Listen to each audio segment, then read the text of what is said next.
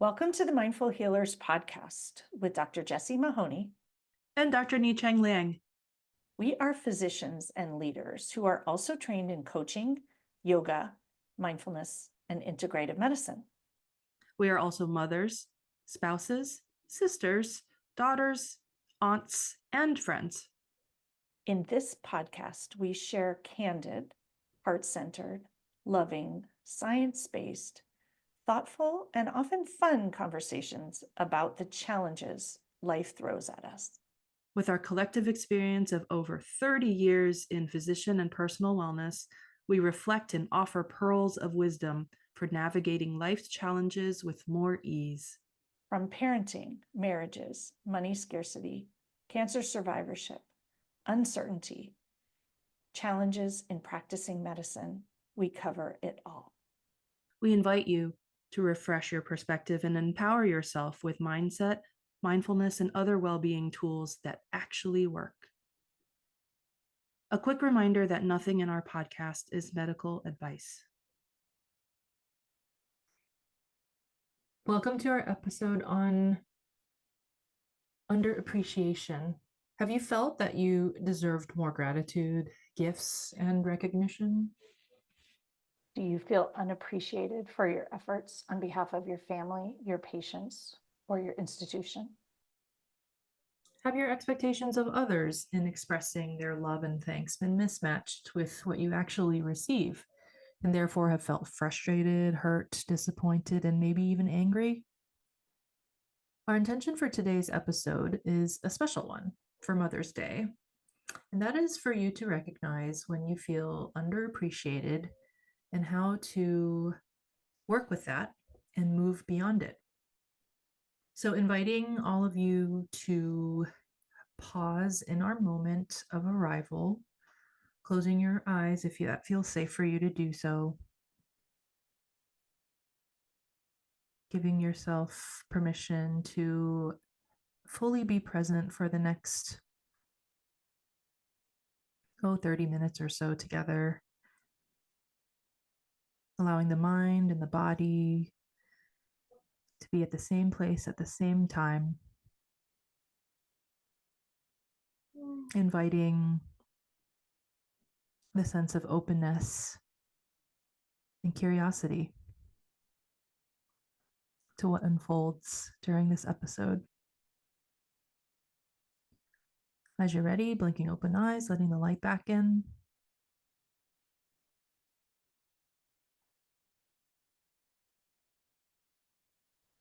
And while underappreciation often feels not good inside, we hope that after listening to this episode, you will feel empowered with tools to help you move forward with mindfulness, compassion, curiosity, and openness. The inspiration from this episode came from my Mindful Love group coaching session last night. And there was a coaching moment that is something that resonates with me and resonated with everyone in the group. Feeling unappreciated is the word. Underappreciated is probably the reality.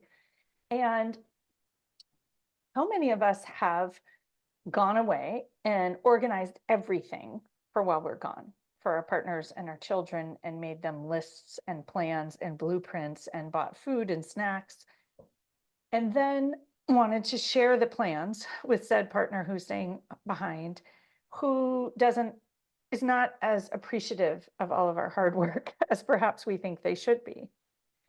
And this is extremely common. And I actually remember, even with my own son, when I go to retreats at Sagrada, I used to shop and buy him all this food and think that that was what a good mom would do. And then I would come home and he hadn't eaten it. And I would feel extremely annoyed and unappreciated. And I approached it initially with complete frustration. Like, why are you wasting food? And I'm wasting money. And don't you understand? And then we had, at a different point, and we'll talk about some solutions to this, it was not at all that he didn't appreciate me. He just wanted to cook what he wanted to cook. He didn't want to cook food I wanted him to eat. And now said child goes to the grocery store by himself with my credit card when I'm gone, and he buys his own food. And actually, before the last retreat, I looked in the bags because he actually got home. He goes on Sunday morning, got home right before we left. It was all good food. Not exactly what I would buy, like a lot of bagels and a lot of cream cheese and some fruit and some red meat and a lot of red meat, avocados and bread and peanut butter and jelly. And he did not want any variety. It was like a week's worth of just that. And it was simple and easy, and he felt very comfortable cooking it. And so I actually probably underappreciated him. I kind of kept my glee to myself, but I should have appreciated the fact that he was making good choices and doing it for himself. And he often reports feeling underappreciated for his efforts, which is funny. So we often don't see each other, and we don't see what the other person needs and wants. And that's the focus of this episode. So I'm just going to call it out that feeling underappreciated, as you had illustrated in your story there, is something that has been experienced by many. And we're not alone when we feel this way. And I do think it's a very common experience for moms. But what my story just illustrated is that also our children often don't feel appreciated, and our partners often don't feel appreciated either. And so perhaps one of the biggest learnings of this episode is that it's a universal feeling, and that once we're aware that most people feel this way, we can move forward in a different way. And as I mentioned, even with all my coaching and all my mindfulness and all my tools, I still very often feel underappreciated because I work so hard. But what I realized is no one's asking me to do that. I do that on my own. I work so hard on behalf of my family, not because they ask me to, but because I choose to, because I want to. I work so hard on behalf of my business because I want to and I choose to. And this gets into this idea of expectations. And for many of us, we feel underappreciated, yet we have these very unrealistic expectations of how we are to move through the world.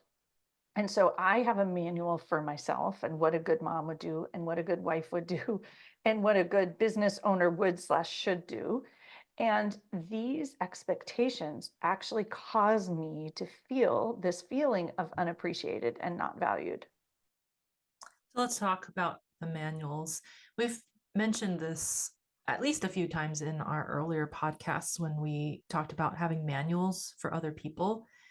And I think feeling underappreciated is a perfect example of a situation where we had a manual for others, and those other people who we expected to appreciate us totally missed the mark. They clearly didn't read the manual that we had for them.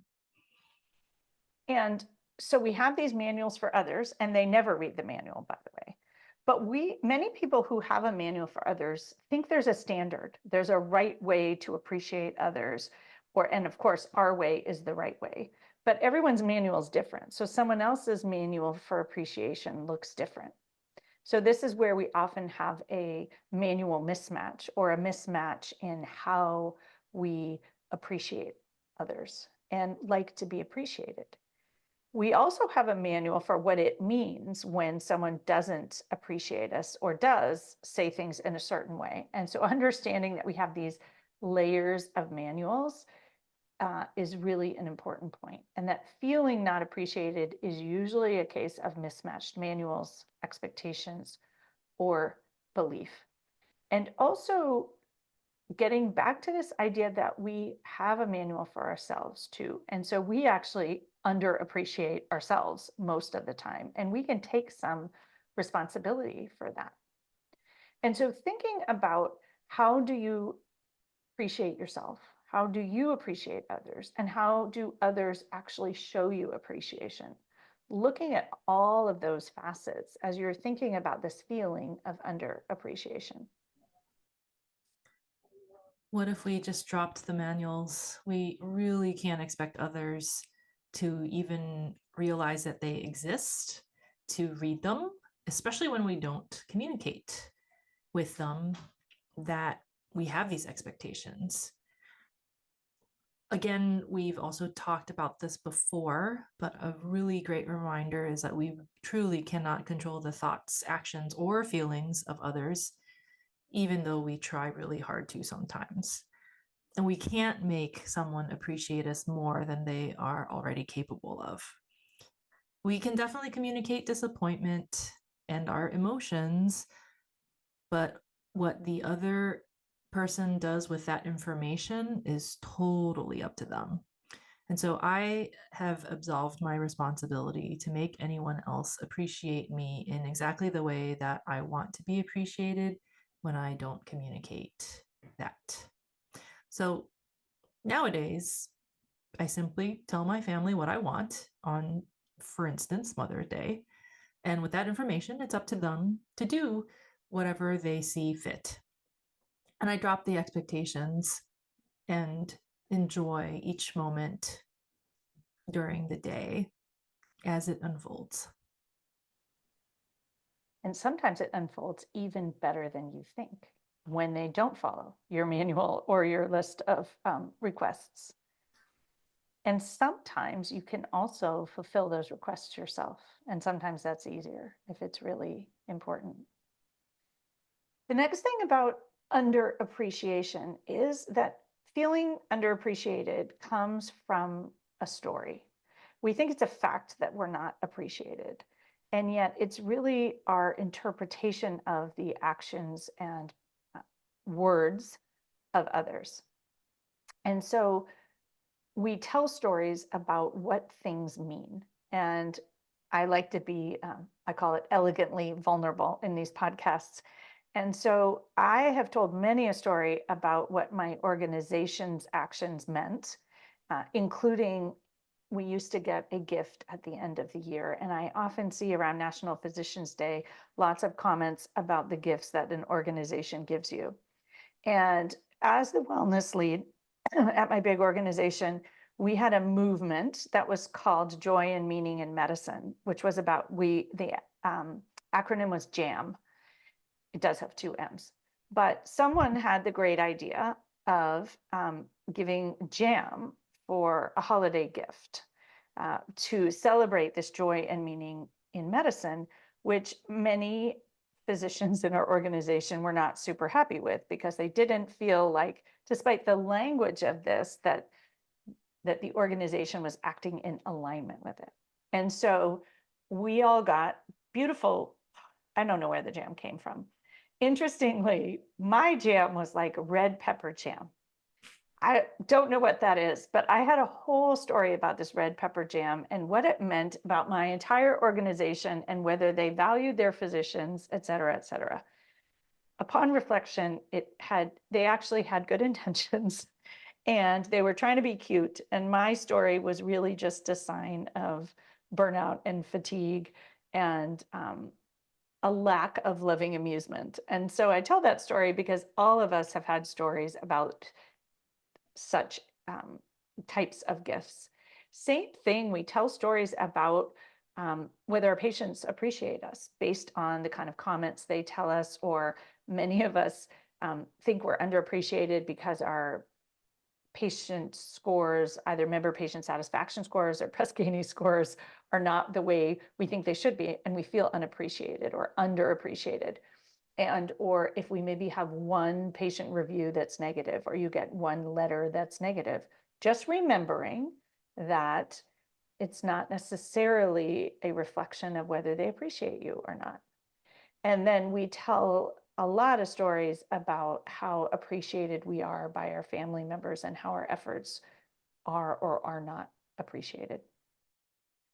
So there's the suffering that happens when we notice the underappreciation, we experience the disappointment, and then we attach our worth or our value, and sometimes even our identity, with the other person or other system's action of their reflection in this attempt at appreciation. So I just want to call that out, that there might be an over identification with that underappreciation. We might be a bit attached to this idea of underappreciation. It's a little bit of the collective suffering, said with love and loving amusement. And so I would offer here, what if you showed up with beginner's mind or neutral? I have no idea why they gave us jam. I have no idea why my patients thought that. I have no idea why my child did this or that.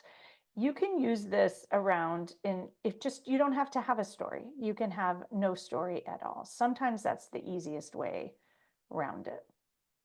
And then we do, of course, in our mind, have an idea of what others should do to appreciate us. And also that they should know what will make us appreciated. So just remembering that they don't know, they can't read your mind. And so their actions do not necessarily mean they don't appreciate you. It's your interpretation of them. And so understanding, maybe they do, we don't know, maybe. So some tips, concrete tips to help. Number one, you mentioned this one. Communicate clearly and simply, and choose your tone and energy carefully. If your underlying tone is frustration or disappointment, that always seeps through. So, did you tell your family what would make you feel appreciated or loved for Mother's Day? Do you let them know what you want, what you like, what would make you happy? Number two, if you want to feel appreciated, start appreciating yourself. Appreciate them. Appreciate what they do to appreciate you, even if it looks different than you think it should. And also show appreciation for yourself. We often wait for others to show us appreciation when we can appreciate ourselves. And in the Charlie Mackesy book, The Boy, the Mole, the Fox, and the Horse, he talks about we often wait for kindness, but we can be kind to ourselves. Similar point. I just realized that as we were discussing this, a lot of that reaction to the underappreciation is stemming from the scarcity mindset. And what you just mentioned with tip number 2 is, what if we changed and reframed appreciation into one of abundance, where we're appreciating ourselves and also appreciating the loved ones or whoever that we might be healing or helping. So, abundance of appreciation. And showing yourself an abundance of appreciation. And what comes to mind here is do something really awesome for yourself for Mother's Day. Schedule a retreat, come hang out with us in the Muir Woods and practice yoga, or get yourself some coaching, or go somewhere you've always wanted to go. There isn't a scarcity of opportunities of anything out there if you're willing to prioritize it. And so what if you prioritized and appreciated you? Another tip is asking good questions. So why do you want them to appreciate you in this way? What would it mean if they do? And maybe if it means that they love you, maybe they already love you. For example, if it means they value you, maybe they already value you.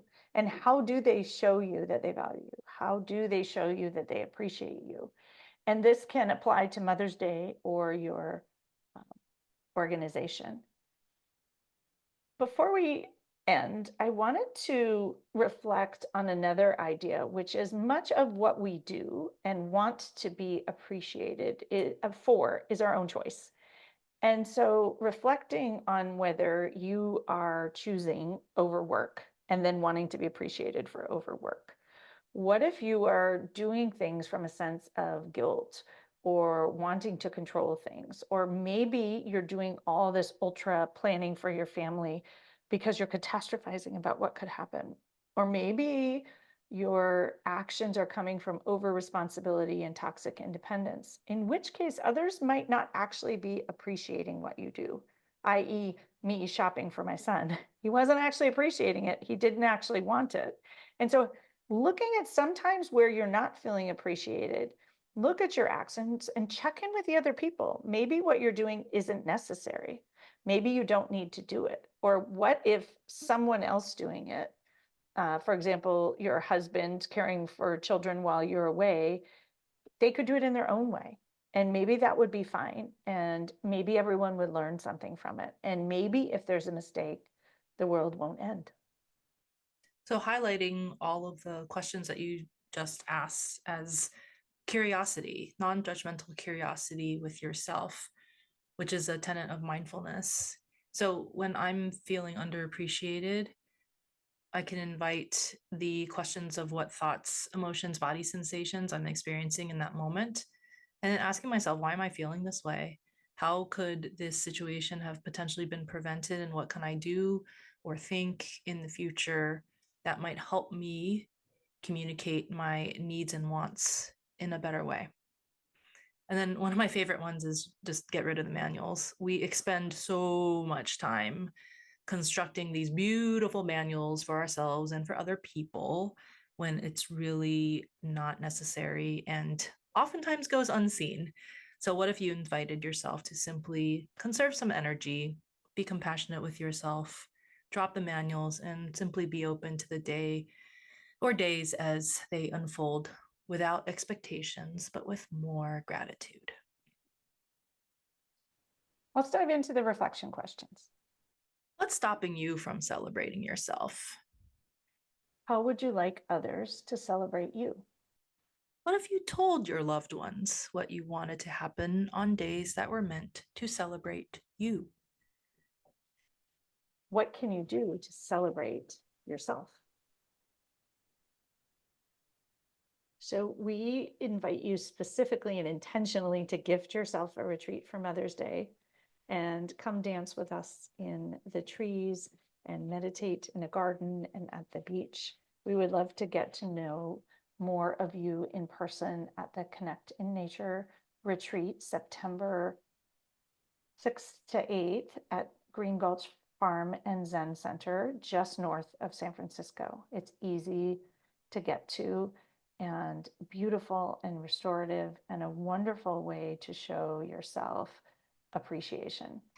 If that doesn't work for you, you can join me at Sagrada or High Ranch or Nicasio Creek Farm for a different retreat.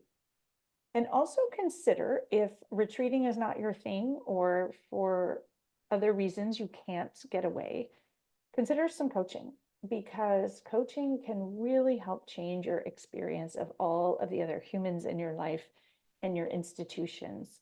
And when you stop feeling underappreciated, life is much better. When you start appreciating yourself, life is much better. When you start noticing how you are appreciated, life is much lighter, happier, and healthier. Have a beautiful week. Thanks so much for joining us. We encourage you to dive into the show notes for each episode for more learnings and resources. We also invite you to take a listen to the many other Mindful Healers podcast episodes. And please share the podcast far and wide with colleagues, friends, and family. If our message and approach resonate with you, we would love to work with you. When you listen to a podcast, you consume information, but when you work with us, you can actually practice and change. We offer coaching and mindfulness experiences, talks, workshops, retreats, and more. Connect with us at themindfulhealerspodcast.com. The content of this podcast is not medical or life advice. We invite you to participate in the mindful moments we offer at the end of most of our podcasts, but please only do so safely.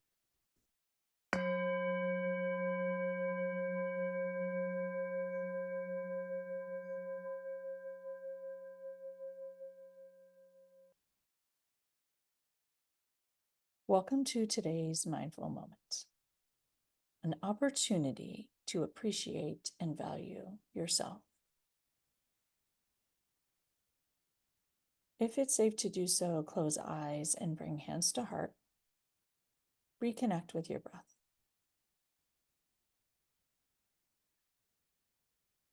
Notice how good the breath feels. Appreciate the breath. Appreciate your body for its ability to breathe. And appreciate all the breaths that you have taken to this point. So many inhales and exhales.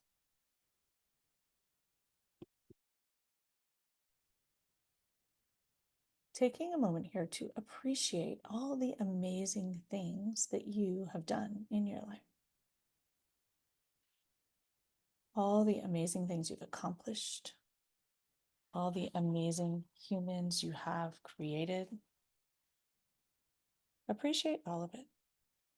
The lives you've impacted, the humans you've healed, the dishes you've cleaned. Appreciate all the things. Appreciate all the schools you've attended, graduated from. Taking a moment to appreciate your value. What value do you bring to the world? What if you acknowledged, appreciated, and received your own value? Appreciating yourself can begin today. Appreciate yourself. Stop waiting for others to express appreciation for you. Stop waiting for others to value you and start valuing yourself. Come back to the breath. Breathe in through your nose and out through your mouth. Don't judge your value by the way others appreciate you. Show up appreciating yourself. Tell others how to treat you. Model appreciation. Model owning your worth. You are the most worthy of worthiness projects. If that feels a far reach, perhaps you're worthy. It's possible you're worthy. You're more than likely worthy. You're 90% worthy, maybe 99% worthy. Pick the one that feels good and let it soak in. There are lots of parts of you that are likely worthy. You have made a difference in the world. Notice hands on heart. Connect the bottom hand into the heart space. Enjoy the release of oxytocin. Let it increase your capacity to feel worthy, to increase your capacity to receive. Let it feel good and enjoy it. Breathe in through your nose and out through your mouth. And notice your heart space now. Does it feel more full? Does it feel more expansive? If there are any tight spots or resistant spots, just ask yourself, what might happen if I soften them? What might happen if I treat myself the way I would like others to be treated? Why not give it a try? Breathe 3 more in breaths and out breaths. Enjoy the breath.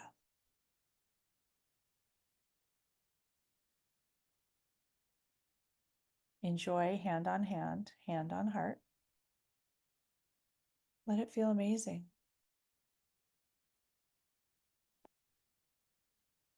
And when you're ready, lower your hands and open your eyes if they're closed. Thank you all so much for practicing with me today. May you enjoy a week of appreciating yourself, feeling appreciated, valuing yourself, feeling valued. It's a great place to start.